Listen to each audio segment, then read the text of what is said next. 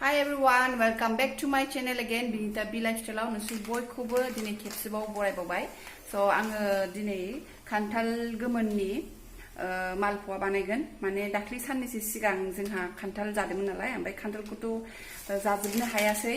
ओमफ्राय बेखौ गारस्लायस्लाय बिनि पल्पखौ माने बे खान्थालनि बिदै होननो ना बे पेस्टखौ आरो बेखौ बरननानै दोनबाय.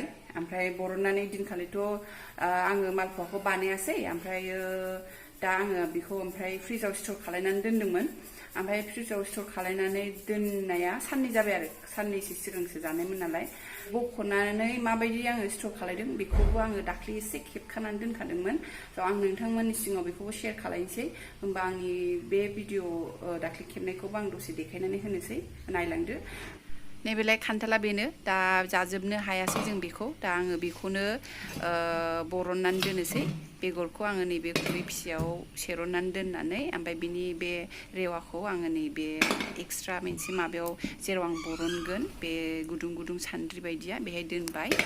ओमफ्राय दा आङो बख'जोबनानै लाग्रोबाय. दा लोगोफोर नै बख'नानै लाजोब्बाय आङो. दा आं बेखौ ग्राइन्डाराव होनानै एसे माबानानै लानोसै, पेस्ट बायदि खालामनानै लानोसै.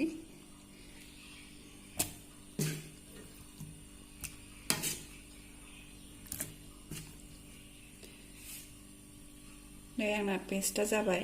दा बेखौ लखबनानै लाग्रोनोसै.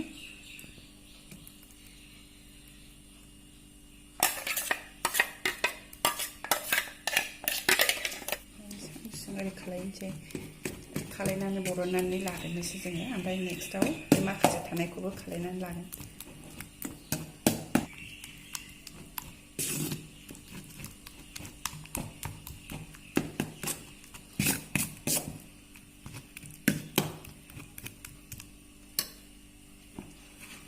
उननानै लाबाय.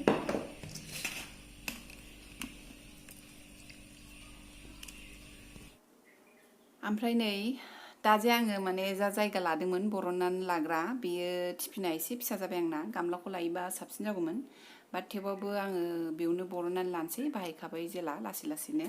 ओमफ्राय आं नै दा बेखौ बरननानै लाखांजोब्बाय. दा आं बेखौ स्ट'र खालायनानैसो दोनगोन नालाय.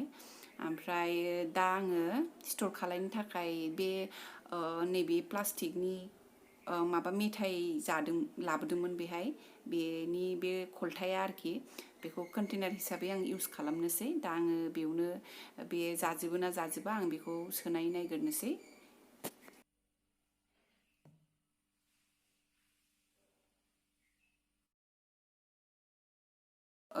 बेयाव सोखांबाय.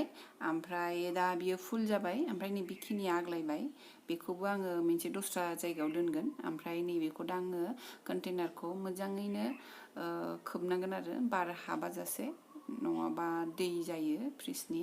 ओमफ्राय नै दा माखासेखौ नैबे आमुल बाटारनि बे 200 ग्रामनि जे दङ, बेहाय आङो सोबाय. माखासेखौबो बिदिनो दोन्दोंमोन आरो. दा आंनि होमबा भिडिअखौ आं आवगायनोसै, नायलांदो लोगोफ्रा. ओमफ्राय दा आङो बे खान्थालखौ लगायनो थाखाय बिदि खुरै मोनसे बाउल गिदिर लाबाय. दा नै बेनो बेखौ आङो दहाय सिगाङावनो फ्रिजनिफ्राय बरननानै दोनखादोंमोन, एसे नर्मेल टेम्पारेचाराव लाबोनो थाखाय. दा बियो जाबाय. दा आं बेखौ सुनानै लानानै बानायनोसै. सुवाबाबो जेबो नङा, गावबागाव गोसोसो. बारा खम होयो, खायफा बायदिया समान समान होयो, खायफा बायदिया फिथाइखौ बांसिन होयो. ओमफ्राय फिथाइखौ बांसिन होबा माने मोदोमनाया बांसिन जायो आरो, बेखायनो आंबो बांसिन होबाय मोदोमनायनि थाखाय. मोननै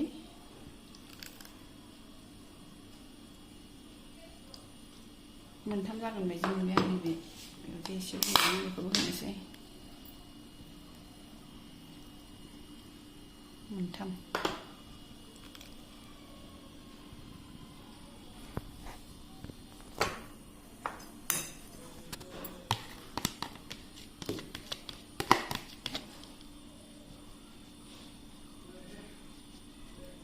माइरं गुन्दै बियो न'आवनो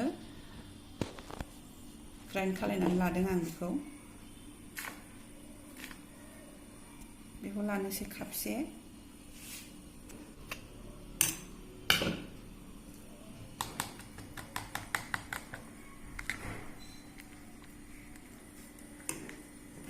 ओमफ्राय नैबे सुजिया आधा काप बेजों बेखौबो होनोसै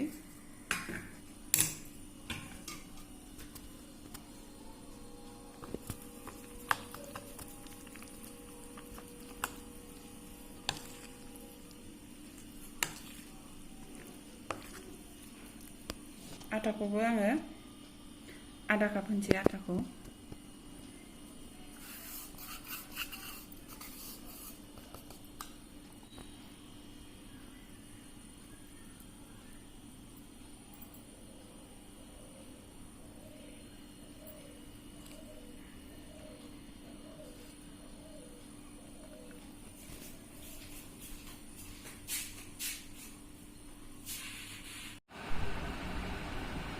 दा बेयाव नैबे संख्रिखौ होनोसै आङो आधा चामचनि एसे खम ओमफ्राय गुरखौबो खापसेद्राय लायासै ओमफ्राय माने आङो गोदैखौ बारा जाजानो गिदों गोदैखौ उनाव नायनानै होजाफिनगोन दा आं बेखौ होग्रोनोसै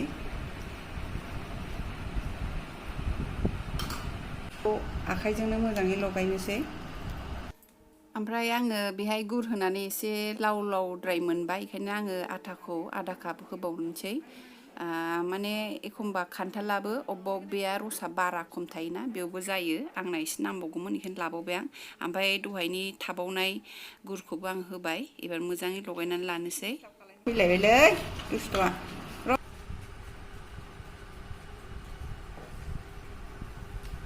मामियाबो नै आंजों सिथिं सिथा खालामफैलायबाय सब समय बिदिनो बेहा दा नै आङो बेखौ होसिगोन सारायाव सारायखौबो जानबाय थावा दुंबाय दा एसे एसे होनोसै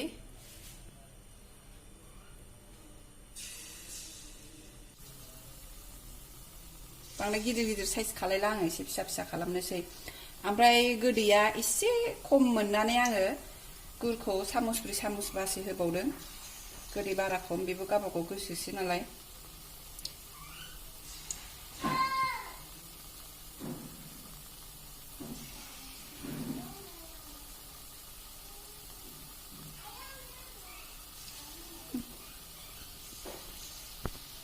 सारायाव जेसेबां जायगा थोजोबो बिसिमखौ होजोबनानै एसे बुरजा बुरजा एवनांगोन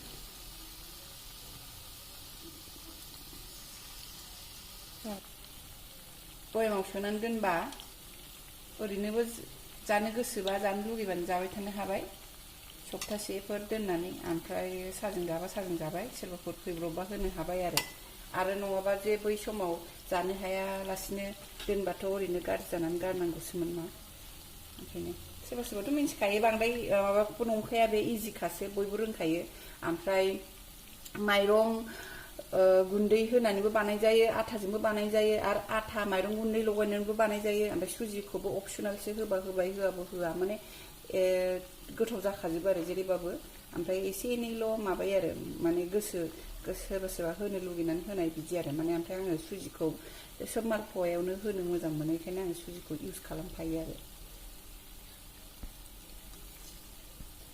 दसे बेलथाय बेलथाय होबावनानै एसे कालार जाबा एसे मोनबावबा खांनोसै ओमफ्राय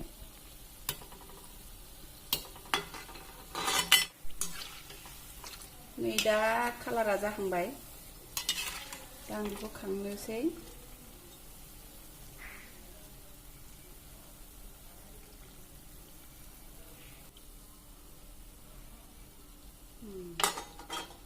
नै जाथावथाव नुबायना लोगोफोर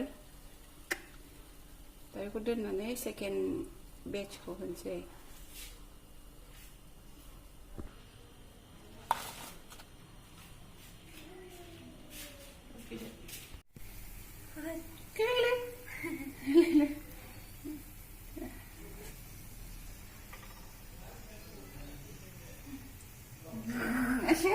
खोमसि जालायबावो आसोला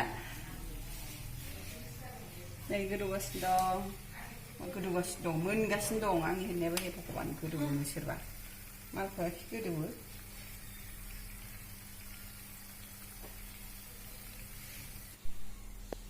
नै फार्स्ट बेचखौथ' हाबाय ओमफ्राय नै बियो ओमफ्राय नैबे नानिया होबाय बेहाय ओमफ्राय दा बियो एसे टाइम लागोन बुरजायैनो जागोन होमबा बे जाबाय थाथोंसै होमबा लोगोफोरनो आं लास्टावहाय बानायखांजोबनानै देखायनोसै नै दा नै जोंहा सावखांजोब्बायानो नै सावखांजोब्बाय लोगोफोर ओमफ्राय एसे दंबावो नैबेल'सै बेखौ सावखांजोब्बायानो ओमफ्राय दा सिंनिखौ आं बोखावनानै नायनि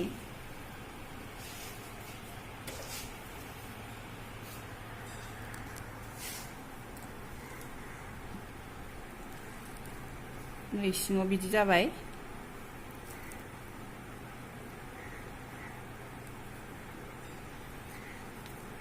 होमबा दा आङो नै दा सावखांजोब्बाय लोगोफोर गोथाव मोदोमखायो ओमफ्राय नै मोनसे आङो जानानै देखायनोसै